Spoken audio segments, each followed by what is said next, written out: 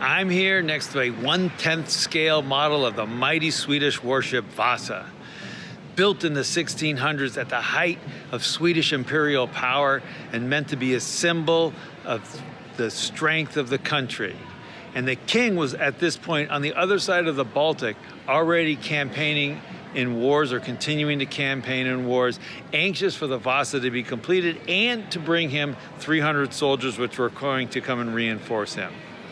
Back home, the engineers were nervous, though, about the seaworthiness of the ship because they had made the decks higher than they normally would for ships like this to give it some more space, and they shifted from 24-pounders and 12-pounders to 24-pounders and 24-pounders to give the ship more armament.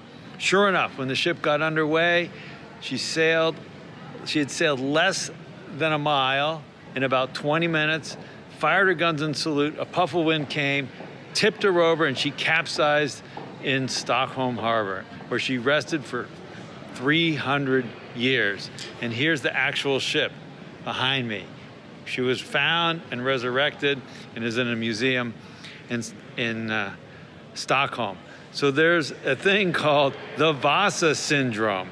It's the syndrome where people are afraid to speak truth to power, and we see it all the time. And you've probably seen it. Deepwater Horizon, the Challenger disaster. So my nudge is this: create a culture where it's safe to speak truth to power. Avoid the fate of the great Vasa.